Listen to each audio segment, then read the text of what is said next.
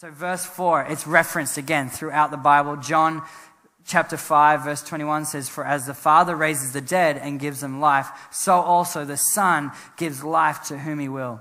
John 11, verse 25 said, Jesus said to her, "I am the resurrection and the life. Whoever believes in me, though he die, yet shall he live." So he is the resurrection and the life. It is his life that brings resurrection power and joy into our world.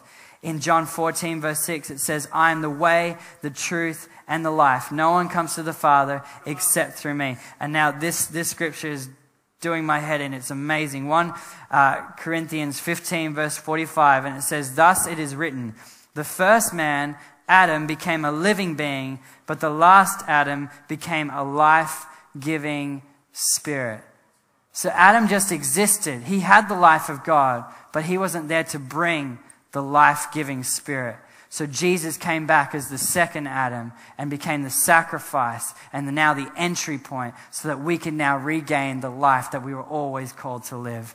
Tonight, I pray you have faith in Jesus Christ. I pray you have a revival of the basics again, that your heart would stop pondering about the things of this world and start pondering about the amazing majesty and life of Jesus Christ, that you would lift your eyes and fix your eyes on the author and the perfecter of your faith, that if you fix your eyes on Jesus, nothing can deter you from your future, because your future is Jesus Christ. He is your life. He is your everything. The attitudes, the mindsets, the struggles, everything you're going through right now, I'm challenging you, young adult, to let it go and embrace the life of Jesus Christ. The sooner we line up with the life giver will pour into your life and give you true life. The only way I get to do what I'm doing and to live the life I'm living, although it's not perfect and there's struggles and battles, but I am totally content. Why? Because every day I want to line up with the life giver.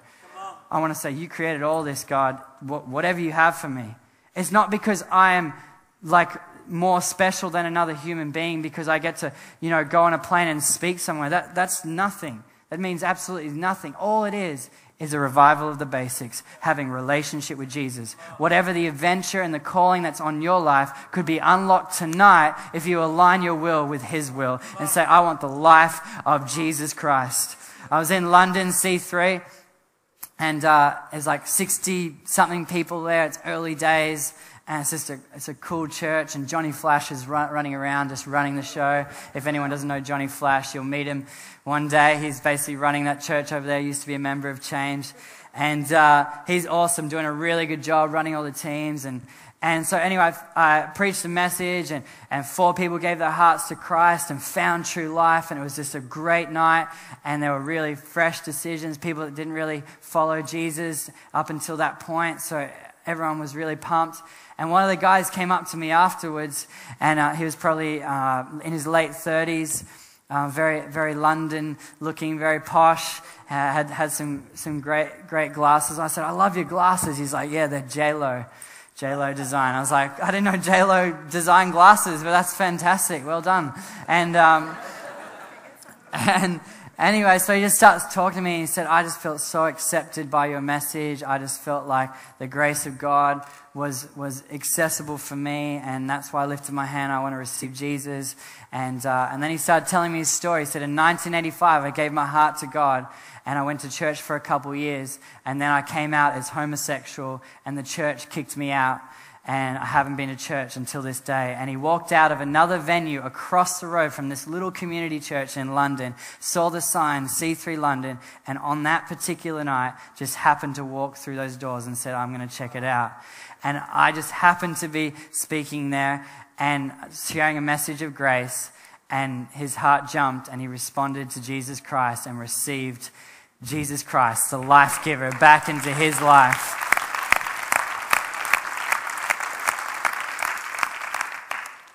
And it was just because he felt accepted the way he was. And now he's obviously going to be on a journey like we all are. We all have stuff. We've all fallen short.